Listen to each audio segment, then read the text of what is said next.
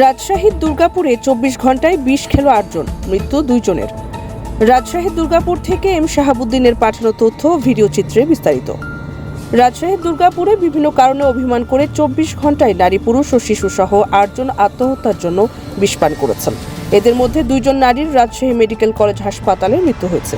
তারা হলেন দুর্গাপুর উপজেলার পাইকরতলী গ্রামের ওয়াসিমের স্ত্রী জান্নাতুন ও উপজেলার তেবিলা গ্রামের রন্টুর স্ত্রী তহমিনা। বিষপানের অন্যান্য রোগীরা হলো উপজেলার পানানগর গ্রামের ময়না বিবি, বেড়া গ্রামের রেজাউলের শিশু সন্তান তানজিমুল, কানপাড়া গ্রামের বিথি, দেবীপুর গ্রামের মোহনা, পানাননগর গ্রামের আব্দুস সাত্তার, কাশিমপুর গ্রামের ইরিন খাতুন ও সাইবার গ্রামের হাবিবা খাতুন। দুর্গাপুর হাসপাতাল সূত্রে জানা গেছে, গত 24 ঘন্টায় উপজেলার বিভিন্ন গ্রাম থেকে বিষপানের রোগী দুর্গাপুর হাসপাতালে ভর্তি হয়। রোগীদের অবস্থা আশঙ্কাজনক হলে চিকিৎসার জন্য তাদেরকে রাজশাহী মেডিকেল কলেজ হাসপাতালে পাঠানো হয়। এদের মধ্যে আজ শনিবার 2 জন নারীর রামেক হাসপাতালে মৃত্যু হয়।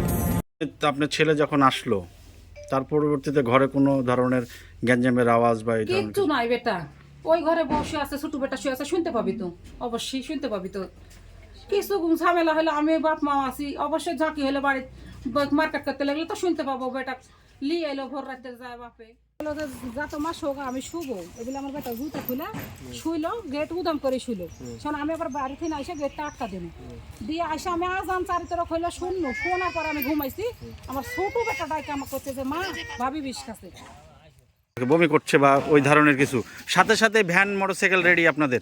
হ্যাঁ, ভ্যান আছে আমার বাড়ির ভ্যান, যে ভ্যান এর বাইরে আছে। আপনার ভাই ওঠার প্রয়োজন মনে করলো না বা জানার চেষ্টা করলেন না যে বিষয়? আমার ভাই সাথে উঠছে, উইটা আমার ভাই মনে করে দোয়ালে ছিলেন। আচ্ছা, এই যে একটু আগে এই বিষয়ে দুর্গাপুর হাসপাতালের আবাসিক মেডিকেল অফিসার মেহেদি হাসান জানান, বিষপানে হাসপাতালে 8 জন রোগী ভর্তি হয়।